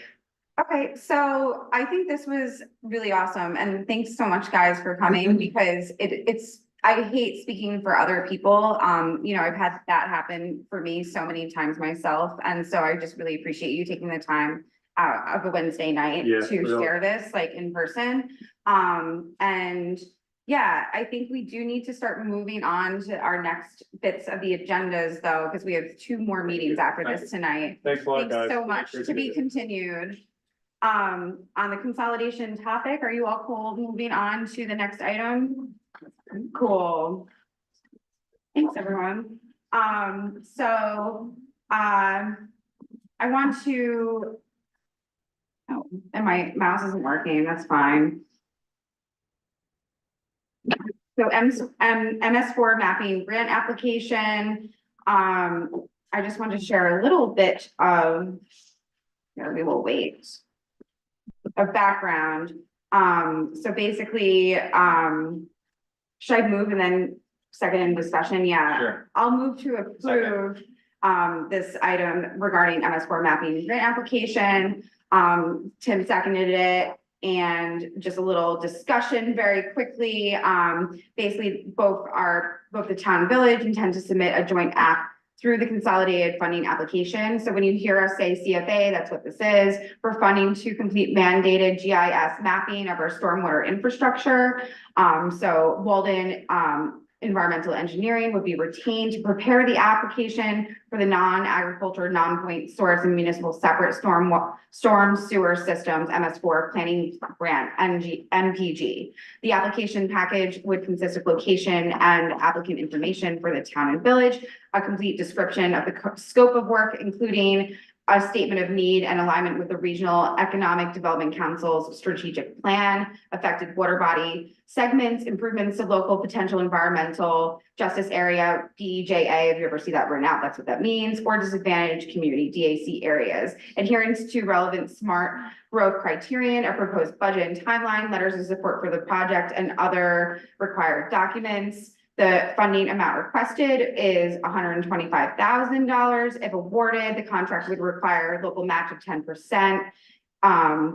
And so if awarded, the infrastructure to be mapped would include outfalls, which was already completed for the town by Walden, storm sewer structures, including catch basins, the storm sewer conveyance system, locations where stormwater is received from another MS4 or private storm sewer system, locations and details of post-construction stormwater management practices, municipal facilities, focus areas, and any discharges to impaired waters. The applications due and will be completed on or before July 31st.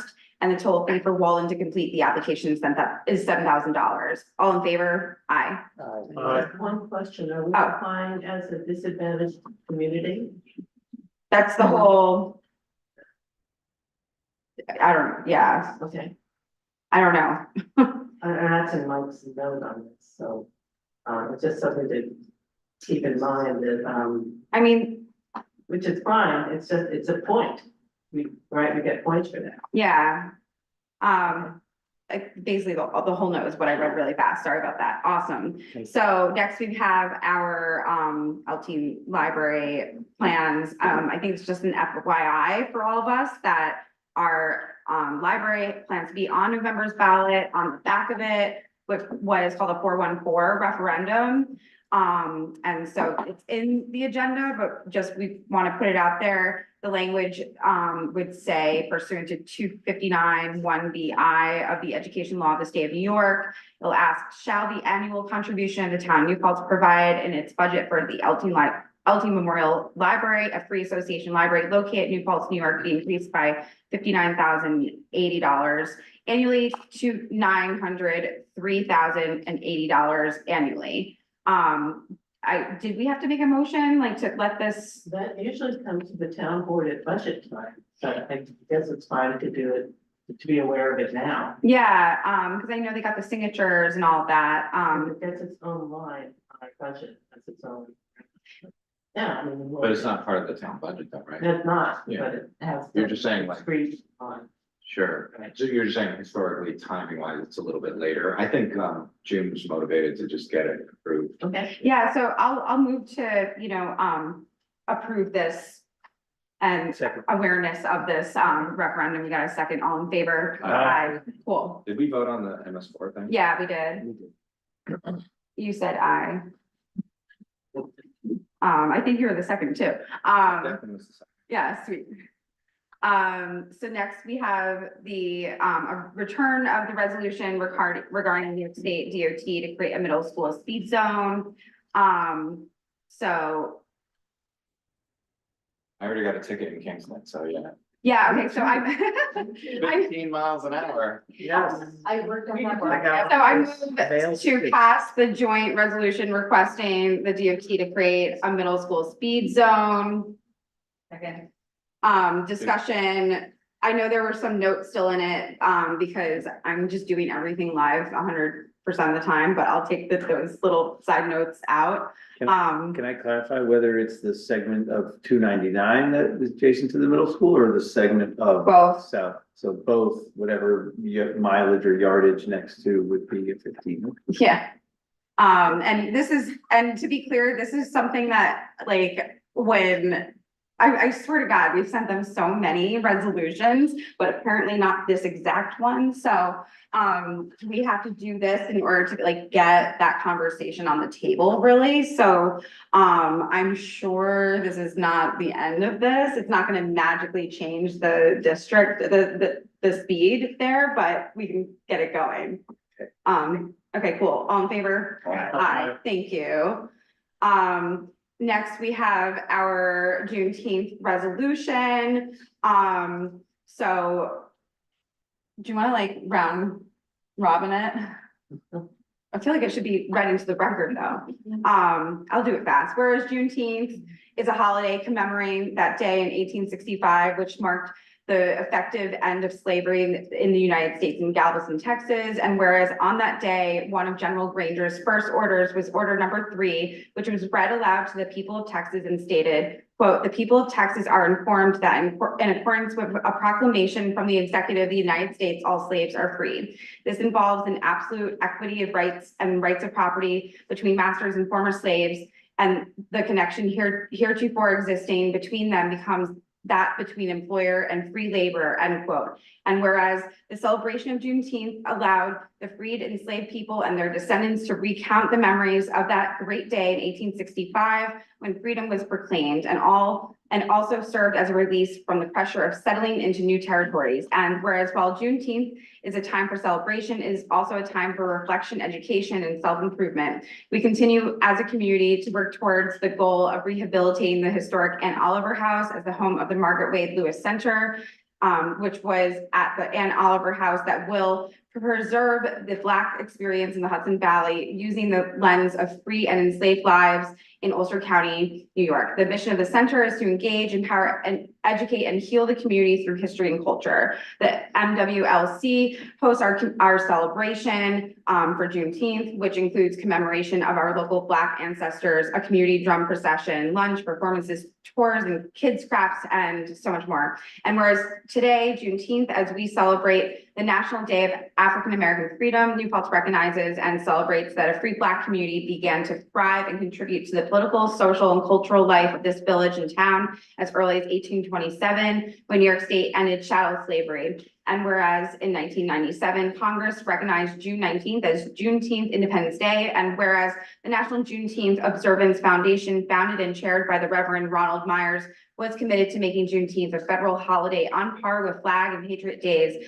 On June 17, 2021, President Joe Biden signed the Juneteenth National Independence Day Act, making Juneteenth Day a federal holiday for the first time in our nation's history. And therefore be it resolved that the village and town of New Paltz recommit to commemorating Juneteenth as a day of celebration where we choose to focus on Black joy, finding the positive nourishment within self and others that is a safe and healing place. We celebrate the life and achievements of Dr. Margaret Wade Lewis, along with local Black leaders whose lives continue to define freedom for every American through their achievements, such as S.E. Lewis, Executive Director for the MWLC for Black Culture and History, Ulster County's District Attorney Emmanuel Nagy, the first Black Nigerian American to serve in this position, who studied at SUNY New Paltz, Kate Himes, Ulster County's first poet laureate and New Paltz longtime resident, and Floyd Patterson, world heavyweight champion, St. Joe's Church deacon, whose home is a designated local historic landmark. And be it further resolved that again, with this year's Juneteenth Jubilee, we will continue our commitment to hold Juneteenth as our collective day of independence and freedom, in which we all take part and from which we all learn. We are all uplifted by remembrance, and the celebration of Black joy is revolutionary. We celebrate the vibrant contributions of Black life continually makes to our national and local culture through resilience, perseverance, and determined commitment to freedom and justice. And all in favor? Aye. Sweet. Next up, we have our first ever resolution commemorating June 2026 as Black Music Month. And I can read it really quickly. Maybe just to be resolved. Okay, so, and we'll share this out widely. We just have a lot more musically inclined folks on the board, this year than ever before. And our deputy mayor, who's ill tonight. is like obsessed with dance music. So we've been talking about doing this for a while, because of the, rich Black roots of EDM. So, let's see, now therefore be it resolved, that the village and town of New Paltz designate June 2026 as Black Music Month in order to honor the work of musicians, music creators, other artists, fans, and other communities in creating, uplifting, promoting, celebrating, listening to, and most of all, dancing to Black music. So I move this resolution. Second. All in favor? Aye. Awesome. And we'll make sure to share that out widely. And with that, I adjourn the joint village and town meeting for tonight. And we'll let the town take the table, and the village will convene after that. Okay, I move the consent agenda. All in favor? Aye. I move the June 26th warrant in the amount of $1,778,139.64. All in favor? Aye. I move the authorization to adopt the cyber incident notification guide. Second. All in favor? Aye. Aye. And I request authorization to approve payment of $1,770 to Gordon Svensson for consolidation discussions, and that should be from the B fund. Second. All in favor? Aye. And we talked about this earlier. We were getting counsel from our historical labor attorney regarding consolidation. We move approval for $2,152 from the B fund. Second. All in So the favor? discussion, if it's coming from the B fund, does that mean that we are expecting to be reimbursed for half by the village? No. No, we discussed this at our, Well, we have to refresh it. okay. What we discussed at our last meeting is, Actually, we should vote on it. well, I mean, we can explain it again. So the village paid for the dissolution study last year. So- I just need to comment on that, because that was the true solution. Oh my goodness, there's no material difference between the guts of a dissolution study and the dissolution study details that would be included in a consolidation agreement. Well, except that the town didn't get to vote on the dissolution study. What, it's information that we needed. It's a study. If you're Let's gonna just use vote on it as the basis. Okay, you are using it for the basis, I accept that, but I don't understand why we're getting billed for $75,000. The village did reimburse us. So we're also trying to pursue the grant from the LGE, Local Government Efficiency Program, through the Department of State, where we used some of that grant money. The village was able to secure some of that grant money to help pay for the dissolution study last year. And we're hoping to also apply some of the town's bills and submit that to the DOS. That's a moving target. Our fingers are crossed that we are successful. We will see. I don't understand how we can use the fund that is funded by fees that are paid for projects in the D fund to. It's also been historically funded by property taxes too. It just hasn't, the property tax hasn't been levied recently because it had such a fat fund balance. Exactly, so Yes. it is not funded, it's not a taxpayer funded line. It is a taxpayer funded line. No, not now.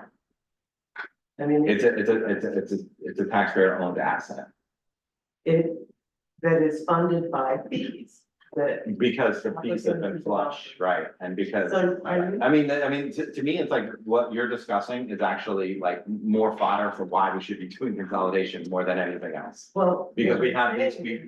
these funds that don't make a whole lot. Village that we each pay for half of these bills. Yeah. And we also have a whole funding formula gymnastics that we do with the Memorial Pool, right? And town and Well, village we staff have to have argue over that it. every single year. Yeah, I know, this is what we Well, do. That's. This is what we that's do. the What big percentage of our fund- time as boards do we do doing this stuff? We should run a government. We should run a government and stop doing this stuff. Let's just vote on it. So you're saying that the town is going to fully fund all of the consolidation expenses? We can't tell. The village paid for the study last year, Which how much? which was 43,000. Half of it was paid for by a grant, and we're gonna try to continue to use the remaining grants that could be eligible for Well, the town. I'm voting against this. That's great. I'm glad you're doing that. We got the list of expenses from Gene today, so let's add into that the list of contributions so that we understand how this is being paid for. So I'm voting no until we get a new sheet that. shows- Okay, I'm gonna, so I've moved that we, pay the labor attorney for the consolidation discussions. All in favor? Kitty for no. Next item is, authorization to approve payment of $7,267.72 to LaBerge for consolidation discussions from the B fund. All in favor? Aye. Kitty, are you a no? No, I'm a yes. Okay.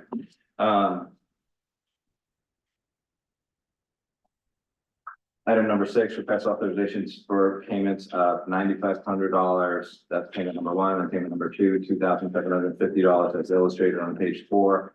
This is regarding the Edmund software for tax collection.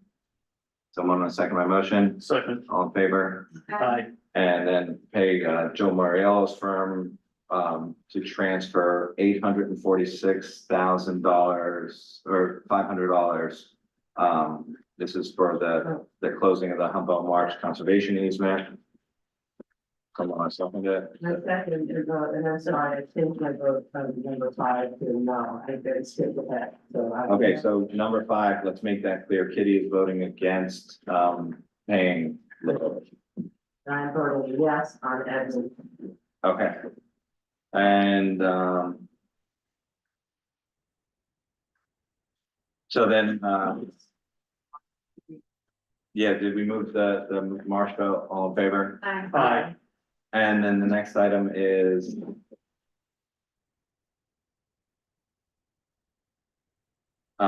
request for authorization to pay $520 over the scope of services with Yi Tuchin due to the unanticipated community meal program. So this is basically just a budget modification, but it's still coming out of the same, This is the $18,000 contract that we approved. I don't know, the original now. But it's basically a budget mod within the Office of Community Wellness. All in favor? Aye. Aye. Authorized to approve paying 2026 summer tuition reimbursement for substance use courses at for a staff at the New Paltz Youth Program in the amount of $2,969.20. Second. All in favor? Aye. And then request to authorize approval to the New York Planning Federation, $250 to cover the registration fees for Adele Ruger, John Gatto, to attend a one-day training on the night at the Wallace Center in Hyde Park. All in favor? Aye. And then the next item is request authorization to increase the LaBerge contract to $22,500 from $5,800. So this is a mistake. We have to clarify this because there was not, I think what we're doing is we're mixing the money that was paid to LaBerge to write the LGE grant with the consolidation effort. So I'm gonna table this and come back to it at the next meeting because I want to get that language corrected. And then I move that we adjourn the town portion of the meeting. All in favor? Aye. I move to open the village only portion of the agenda for tonight. All in favor? Aye. I move to approve tonight's only one conversation at the table at a time, guys. Love Sorry, you, that's but open. yeah, it's hard. Okay, I move to approve the resolution regarding bills and claims. Second. All in favor? Aye. Aye, speak. I move to authorize the 3 resolutions on the agenda all at once regarding our CDBG Small Cities Grant application. Discussion, just real quick, just to jog everyone's memory. Mark Flower had given this awesome presentation at our, couple meetings ago that basically described all of these in depth. So if the public wants to know more than they can find just clicking the links in the agenda, they can go there. All right, all in favor? May I ask a question about this? Sure. And I think I'm throwing an item into the consolidation discussion, but it's related to CDBG because my understanding is this and maybe other grant programs are dependent on the community qualification relative to income, average income and income statement. And the question just is that whether any of these awards that we've received historically from CDBG would be at risk post-consolidation. So the answer to that question is that our wastewater situation, our sewer plant, we got dinged in the past for being out of compliance, and that's what gets us the points and stuff for these particular grants usually. But to your point about like census data and all of that, there is a process for if voters were to choose to consolidate us, there's basically like a mini census that gets done, to figure out the hamlets census data that would impact it, because you are right, the village population, 80% of the village population per the last ACS survey, which was redundant, ACS, rent our homes, 43% are poverty level or below and stuff like that. So very different vibe, but there's a mechanism for that. Thank you. Yeah, okay, all in favor? Aye. Awesome. All right, reports. Anything planning board? The biggest item on the meeting yesterday was the Woodland Pond project expansion. And I'm not versed enough to be able to say whether there's something we should be concerned about. And I think we'll be seeing each other soon enough with the village only meeting, if any updates happen in the meantime. It's big and complex in its way, and so I just don't share it. Sounds good. Any ZBA stuff? I did not read this. Right, sounds good. And I didn't get a building planning zoning monthly report linked here in time, but will for our first village only meeting, and it'll be lots of awesome info now that we are getting way more caught up on our rental registry stuff. So it's a kind of good problem, all the catch up that has to happen. Yeah, so we'll leave that for now. And then the item that we had added at the approval of the agenda's time, the Downtown Historic Preservation District. So just like a quick summary to let you guys know, just behind the scenes, what I'm working on is something that Tim had worked on. And this goes back to 2022 COVID era. We and our amazing Historic Preservation Commission basically put together this local law that would be Downtown Historic Preservation District. We did pretty much the whole process, had public hearings, all that jazz. And then the final steps of notifications that you have to do to all the properties just totally fell apart because of the time that it was. And I think also admittedly, at the same time, we were looking at rent stabilization. So I probably caused to the chaos too, added to the chaos as well. So I won't just blame COVID, I'll blame myself. But we are circling back into it. I think it would be a really good idea for us to basically look at this. I'll have much more information and documents and the proposed law and all that stuff drawn up in the process for us at our next village only meeting. But just wanted to put it out there as some of our friends and neighbors and other community members are expressing concerns about preserving downtown historic vibes and all of that, that passage of this local law that would create this district would be one way to say I hear you, I see you, and to actually address that. So stay tuned. Thank you. Cool. I think that's it. So motion to adjourn.